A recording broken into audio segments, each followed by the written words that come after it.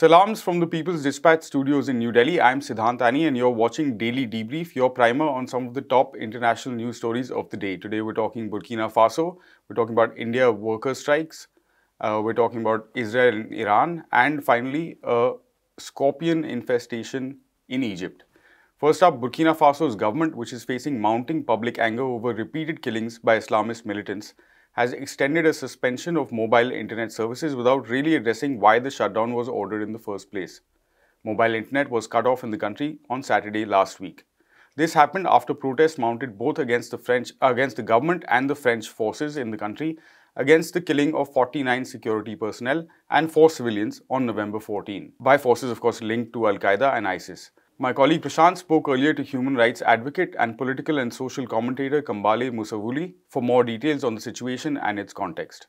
Thank you, Kambale, for joining us. So could you first maybe take us through what has caused the current protests in Burkina Faso? There have been a lot of reports about it. As mentioned, there's also an internet shutdown in place by the government. So could you maybe quickly take us through the nature of the protests? Well, the protest emanates from the change in social order in Burkina Faso. For a few years, actually, there have been a lot of killings attributed to so-called Islamic terrorists in the northern part of Burkina Faso.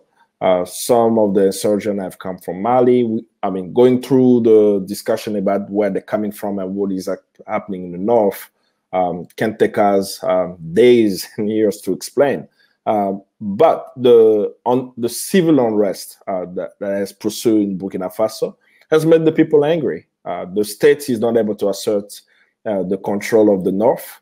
And about 2 weeks ago, close to 50 people were killed. Some of them were also police officers for the state who were killed. But what the state is saying, they were killed by Islamic terrorists. So the people are saying, if we have a state, why isn't the state stopping the insurgency?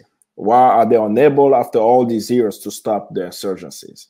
So the population, civil society organizations, social movements, and other forces joined together to organize protests, demanding that the government take seriously the escalation of violence that's been going on for years in Burkina Faso.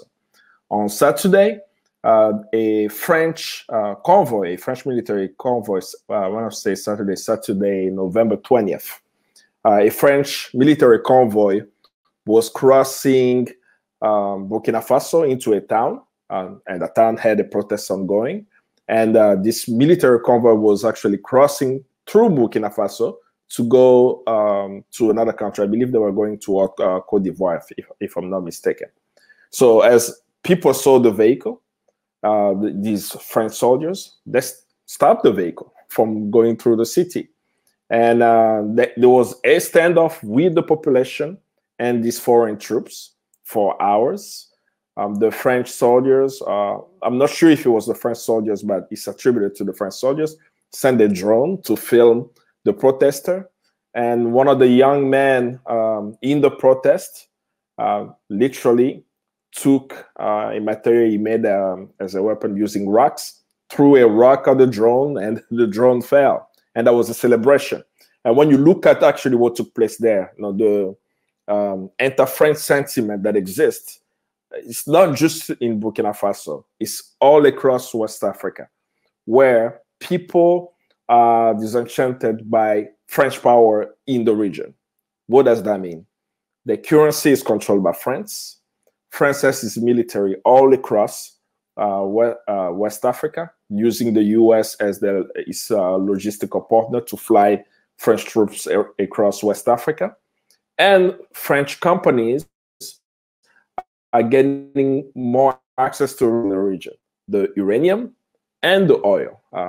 For those who even follow soccer, football as we call it on the African continent, you'll notice even the African football tournament for the continental tournament is called Total Cups of Champions, right? So a French oil company is actually sponsoring that.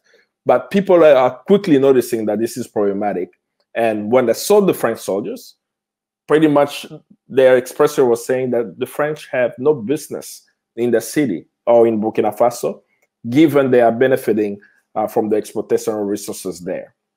And this has many movements across West Africa has happened. There is already a movement of stopping people in West Africa from using the currency. We call it the franc CFA, which is a currency used in many of the Francophone African countries, particularly in West Africa. And the essence of even the use is that it's regulated by the French bank. Like the reserves of African states, these African countries, is actually funding itself in France. And they determine the exchange rates, they determine even how it will be used in the region. And people are saying, well, should we still, after becoming independent, still use that? But I will end by adding Burkina Faso is an important country. This is a country where there was a socialist experiment by a young man, Thomas Sankara, who literally told us that it's not abstract to have a socialist state.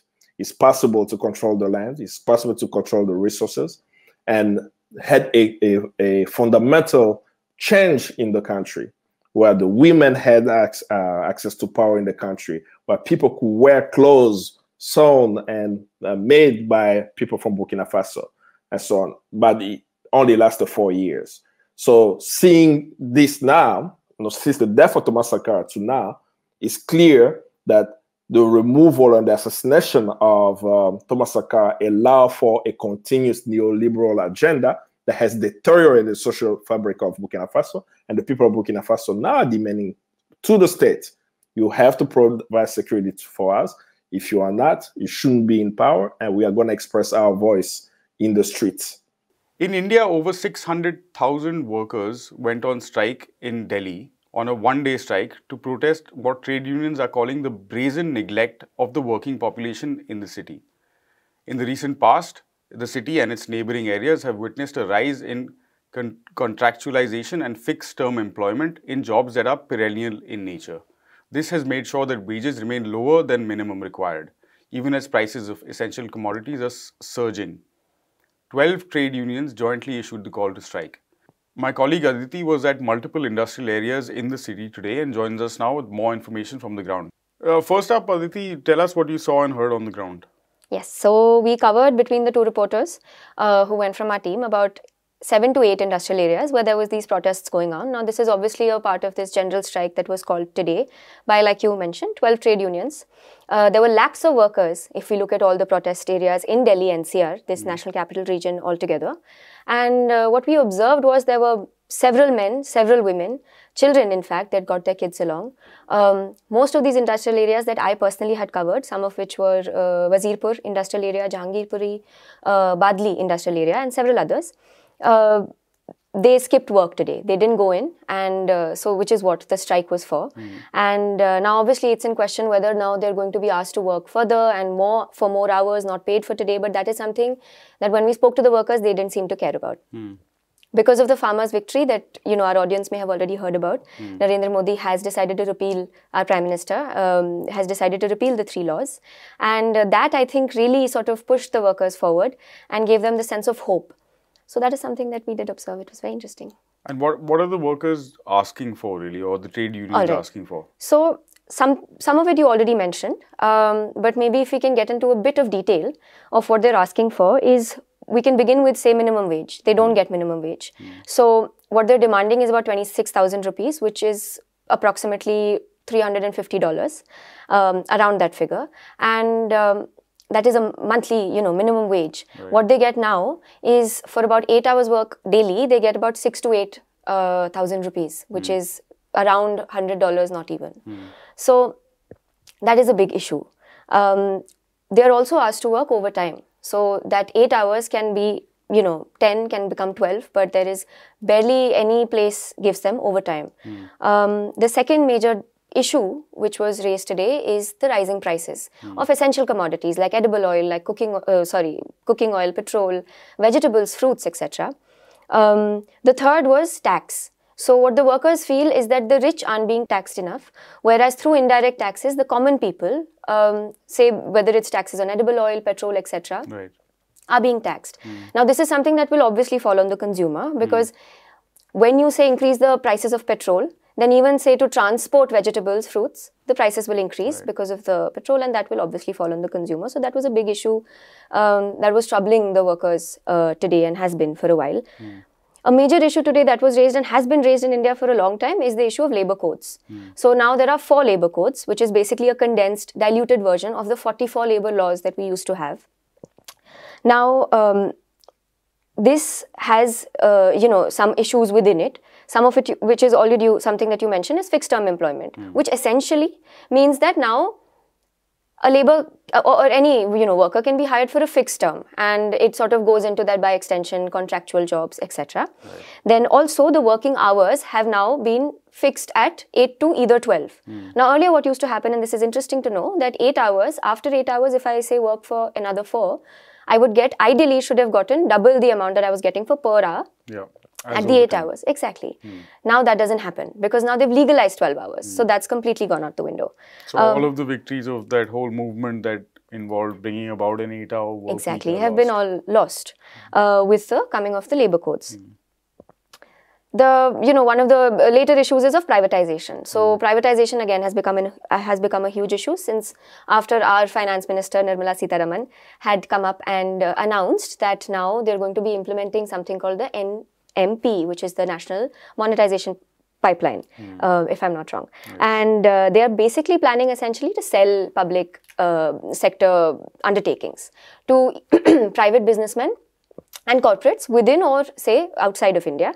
Now obviously this is again going to affect the working class and the working class population, because say what the government has started doing is your PSUs such as say BSNL, which is a telecommunication PSU, HAL, which is a defense PSU, now they've started to not invest in it anymore. They are so as to be able to say later that these are not profiting anymore, even though a lot of PSUs were profiting. So it's just one of those excuses by the government to basically hand out these public sector undertaking assets to private players. Airports, railways, they've all been privatized. Universities. I was a student not long, before this, and it was quite a struggle. So yeah, those are the major So and finally, from what because you've also been covering the farmer protests, what is the sense of solidarity you're getting between workers in industrial sectors and in the agricultural sector? So that's an interesting question. I feel like the farmers and the workers' protests, always struggles, movements within India, and I'm guessing outside of, have always gone hand in hand. I do remember covering the Mahapadav is what it was called, back in November 2017. And there have been several such huge, large-scale workers and farmers movements across India since then. Interestingly, when the farmers' struggle that we now today are still seeing, that completes its first year, tomorrow in fact, started last year on November 26th, and November 25th was a huge worker general strike. So that is also something that, pushed it forward. And where the workers are essentially in a lot of ways fighting the labour codes, the farmers are fighting the farm laws. And today I think what we saw and a lot of people talked about is, like I had mentioned, the taking back, the repealing of the farm laws. That is something that has given a new sort of, hope to the workers' movement, and they are very hopeful of sort of really clinching their demands this time. Right, like you said, so 1 year of those historic actually farmers' agitations tomorrow, and I think we'll have a bit more from Aditi and other reporters on the ground on that front when we come back. But moving on now to Israel, where the Prime Minister Naftali Bennett has indicated that the country is set to escalate its conflict with Iran. This comes ahead of crucial talks in Vienna which seek to restore the Iran nuclear deal. The Israeli government has already allocated $1.5 billion to prepare for a strike on Iran's supposed nuclear sites. Prashant is back in his regular spot. Prashant, welcome back to the show. Thanks. For some perspective on this, tell us what's going on in the region. It's on the brink of war once again. Right. Or it definitely looks like it. So what has been happening over the past few days is that November 29th is when the talks are going to take place. Right. This is the Vienna talks to try to restore the JCPOA or the Iran nuclear deal. The United States had walked out in 2018. Now they want to come back in. But they're not, the simple process would be for just them to come back in, but they're not doing that. Talks have been going on for a while. This is a very crucial round of talks. In the days leading up to it, a number of Israeli officials and authorities have been sort of indicating that they're not really happy with this. And we need to understand, we'll come back to this a bit later, we need to understand that Israel is not happy, has never been happy with the deal, is not happy with the progress in negotiations of this. They were the happiest when the deal was cancelled by Donald Trump in 2018. So what has been happening is a series of declarations culminating in Naftali Bennett's statement, like you said, where among other things he said that, see, just because the US agrees to the deal, Israel is not bound by it. And the Israelis have something very dangerous called the Begin Doctrine, which is named after a former prime minister of theirs, which basically says that according to them, it's not anybody else's doctrine, according to them, they can bomb anybody else's nuclear facility or what they think are nuclear facilities. So there have been at least 2 instances in the past, the most prominent one of Iraq and one in Syria also, I believe. But the important thing to note, of course, is that Israel is a nuclear power here. Okay? Yeah. Israel is an unofficial nuclear power. It's an undeclared nuclear power, but it is widely believed it has nuclear weapons. On the other hand, it assumes to itself the mantle of making sure that nobody else in the region has it, and saying that for its own internal security's sake, it will bomb any country, country which might is the important word here, which might have nuclear weapons. So that's the context in which these statements have been made. Recently, the United States diplomat in conversation with the Israeli National Security Advisor said that the US believes that an attack on Iran would not be ideal. On the other hand, the Israeli National Security Advisor's response was that Israel refused to accept that warning. He said that if necessary, Israel would attack Iran's nuclear sites. And it's important to note here that Iran has consistently insisted that it does not want to develop nuclear weapons. It has insisted time and again that its nuclear program is purely for civilian purposes. Nonetheless, Israel has been creating this bogey of a nuclear weapon armed Iran. There have been a lot of leaks in the media, and not only Israeli media, for instance, if you look at Western media, the American media, for instance, everyone is going around talking about as though Iran has suddenly developed a nuclear weapon, where it's nowhere close to it, right? And Iran does not want to develop a nuclear weapon because their primary concern is to have the sanctions removed. They are facing crippling sanctions right now. They want it removed. That is why they want the nuclear deal back. And the nuclear deal specifically prevents it from actually acquiring or developing any kind of nuclear weapon. Absolutely. So that is basically what is happening right now. So a lot of incendiary statements, a lot of statements that are escalating the tension. Israel giving the impression that it's about to, strike.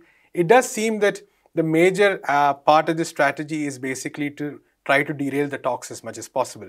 Because, when temperatures are taken to such a pitch, even though the US might technically be interested in getting back into the nuclear deal, the kind of tension in the region might prevent it from negotiating or making any concessions. And that really seems to be Israel's strategy, very consistently being played out over the past many months. And now as the talks approach, it's being more consistently played out due to this reason. So you've outlined the strategy, but what is the underlying thought process behind it? Why is Israel so against Iran even having a seat at a conversation table? Right. So that's a good question, because what we see is that, like I said, in 2015, the deal was signed, which basically allowed monitoring of Iranian nuclear sites in exchange for withdrawal of the sanctions. Now, in 2018, Donald Trump, with Israeli support, with Israeli encouragement, some might even argue Israeli pressure, withdrew from the deal. Now, what was the reason for the withdrawal from the deal? Donald Trump said, and Israel agrees, that the deal is still too favorable to Iran. Now, what do they mean by favorable? What they mean is that the deal does not, for instance, impose curbs on Iran's missiles, ballistic missiles, which have, by the way, no connection to the nuclear program. Right. Donald Trump felt, and Israel again agrees, that the deal does not prevent Iran's interventions or Iran's exchanges with other forces in the region. So the fact that Israel and the US are not happy about Iran's support to, say, people fighting ISIS in Iraq, or Iran's support to Hezbollah, or Iran's association with the Houthis who are fighting the Saudis. Those are all issues that the US has and Israel has. And Donald Trump and Israel wanted a nuclear deal which covered all these elements which had nothing to do with the nuclear program. Right. So that is, from the very beginning, been the game plan of the Republican administration and the game plan of Israel. It is to a large extent also the game plan of the Joe Biden administration. So the Joe Biden administration has said that they technically want to come back into the deal. If they wanted to come back into the deal, the simplest method for them would have been to withdraw the sanctions, re-enter the deal, and things would have been normal. Iran, after the US withdrew, started enriching uranium because it was allowed to as part of the deal. The US had withdrawn, so Iran could do so. But it started doing so. And Iran said that the moment the US withdrew the sanctions and returned to the deal, they would stop this as well. Right. So all the Joe Biden administration had to do, since they committed to withdrawing from the deal, to going back to the deal, was to remove the sanctions and re-enter. However, they have not done so, primarily because of the fact that they are also trying to wrangle some of these concessions or so-called concessions from Iran. And this for Iran would be a very difficult thing to accept because they already accepted massive restrictions on the nuclear program in exchange for the sanctions withdrawal. Now saying that, for instance, you shall not support XYZ player or you shall not have good relations with XYZ player in your own region is asking much, much beyond what Iran is capable of or any country would accept. Yeah, it's crossing a line of sovereignty. Exactly. Like, for instance, no one would tell the United States that, you can have, in North America, you cannot have good relations with Canada if you don't want sanctions. Yeah. It's pretty much like that. So that's really the question as to why this condition even exists. But this is what Israel has been pushing for, because Israel and the US basically want to curb any kind of influence Iran has, or for that matter, Iran's friends and allies have in the region. Like we've discussed many times on the show before, Israel and the US and their allies like Saudi Arabia have problems with Hezbollah, they have problems with Iran, they have problems with the Houthis, they have problems with the Palestinians, they have problems with various forces across the region in multiple ways. Right. So, and they want to, and they see Iran as the sort of hub of all these problems. And so they basically want to wreck, say, Iran's capacity in any sense to support or even ally with these institutions. Right. So that's really the Israeli game. And like I said, all these statements, all these dangerous warmongering statements by Israel look like an attempt to restrict the negotiations as much as possible, take it to a place where a consistent agreement cannot happen. And then what is likely to happen is the US and even its Western allies will all say, okay, Iran is the evil party here which is not signing to an agreement, let's reimpose sanctions. Right. So very unfortunate strategy considering how dangerous the region looks. Right. And it seems that also problems actually are just covering up for what is economic opportunity in many senses. Absolutely. Right. And finally, more than 500 people were hospitalized by scorpion stings in southern Egypt after storms forced the indigenous fat-tailed scorpion, among the most venomous on the planet, out of their burrows and into people's homes and streets. Over the weekend, the province of Aswan was hit by rare downpours, hail and thunder. Prashant, we talk about this a lot, but another sign of the apocalypse? Good question. I mean, some incidents like this in Egypt always people talking about the plagues once again. Yeah. So it's a very alarming incident, but it's also an interesting incident because the key element here to note is that it was the flooding and the unseasonal rains which kind of caused this in the Aswan region. And basically, it was a very short burst of rain, caused flooding, because even that amount of rain does not happen in that region. Yeah, so they are it basically forced the scorpions to come out, very dangerous scorpions. They're called death stalkers, if I'm not wrong, capable of killing people with even just one sting.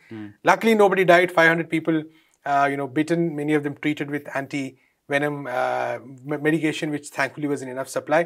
But I think the larger question really here is beyond the biblical plagues and beyond the scary sounding thing is really the question of climate change itself, and that's something. These are small instances. Maybe you don't remember 1 year from now or 2 years from now, but the fact is that these are all small signs that indicate how the world is changing, how we are moving in a slightly dangerous direction. So while it's good that nobody died and the injuries were recovered, the larger questions very much remaining unanswered. Egypt is hosting COP27 next year, the climate summit, but it shows, of course, that even Egypt has a lot to think about. Yeah, as do, I guess, the rest of us. That's all we have on the show today. You've been watching Daily Debrief from all of the People's Dispatch team. Thanks for watching. You can follow us on all the social media platforms. And for more on all of these stories, visit our website, peoplesdispatch.org. We'll see you again tomorrow, same time, same place. Goodbye.